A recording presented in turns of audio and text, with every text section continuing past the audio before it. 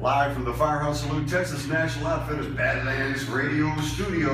Happy Easter, everybody. As the legend continues on a very, very special event.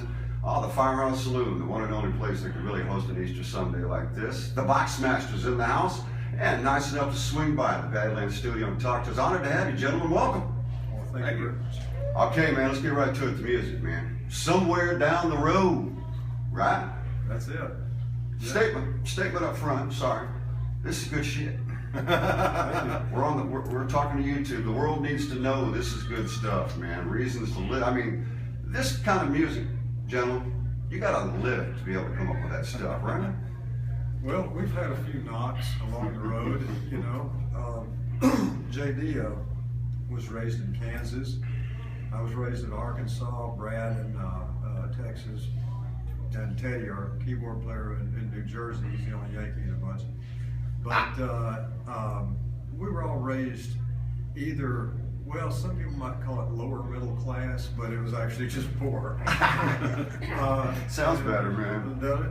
And so, yeah, we have lived a lot of the stories we write about, and absolutely, no doubt. It's good stuff, man. You know, we don't talk about influences and genres. You know, the thing we play, Badlands Radio, we call it Texas music for lack of a better term, man. There's only two kinds of music. Good and sucks. Right, exactly. Good and sucks. But this stuff, man, it takes me back to the, I don't know, it kind of reminds me of Christopherson type stuff, man. You know, embedded little gems of wisdom wrapped in humor. Yeah, I guess, I mean, we have the new record, Somewhere Down the Road. It's, we turned out a double album this time, and it comes out actually tomorrow. And Tuesday. Yeah. Tuesday. And the label was kind enough to let us turn out a 2-record set, which you don't see as much anymore. And we have two sounds. It's like that late 60s LA rock sound, which is the Byrds, the Buffalo Springfield, all that kind of thing. And then we have that moody side of us that's the more Christopherson, Cash, John Prine kind of idea. And we figured, you know, why not put out both our sounds on one record? Because we do really sound like both of those things. And Excellent. We did. The drop date is what, Tuesday? Yeah, the 7th, and you get the record, both of them, for the price of one. So you know, we're not trying to, you know, jack anybody. We just want everybody to hear the music and hear both things that we do. You know, we're selling like tube socks. You know? Nice. Tubesocks.com. Absolutely. Two for the price of one, man. The Boxmaster. Going in, man, the 2-record set. Unheard of, man. That takes balls. And also, it takes a lot of material. Yeah, it does. The good news is that we love to record so much that, I mean, between JD and Brad and myself, we've written well over 200 songs in the last 2 or 3 years. Wow. And we have so much that obviously no label will put out 7 or 8 records a year, you know, so yes. They can't afford to do it. So what we're going to do is we're going to put out, actually JD had the idea that we would put out, say, some EPs of like 5 or 6 songs of things that we're not putting out on records on our website and just sell them that way for the fans. And we might even do some kind of a neat little thing we're thinking of, put some out that aren't finished yet.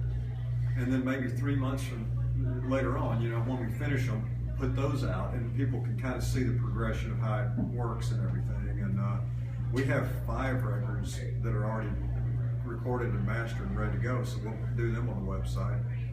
You know, so we love to record. Tremendous, man. A little bit of interactive. Yeah. I think, man, when people get involved with the music, man, they're even closer to it. Absolutely.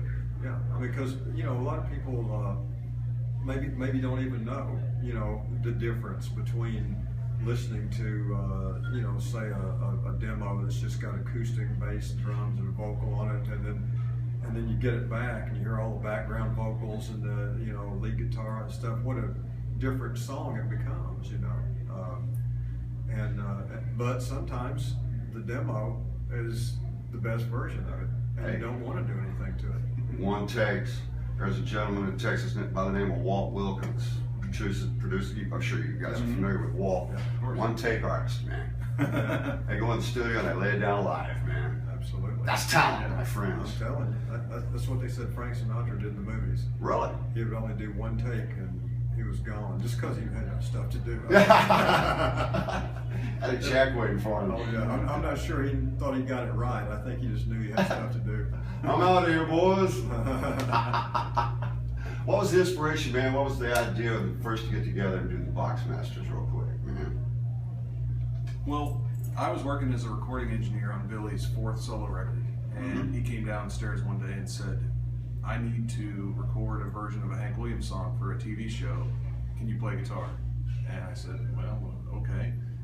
It wasn't anything I'd been concentrating on, but we did it and just kind of instantly had a really cool sound that reminded us of, 60s rock and roll along with, old hillbilly songs. And so taking that Hank Williams song and putting, kind of dirty Keith Richards guitar on it, it's like, well, this is cool. We could combine more things. And so we just started doing that, and now it's been 8.5, 9 years that we've been just, doing that thing. This record, we've kind of evolved into more of a natural sound where we aren't, doing as much stylized stuff as we were initially in our first couple records.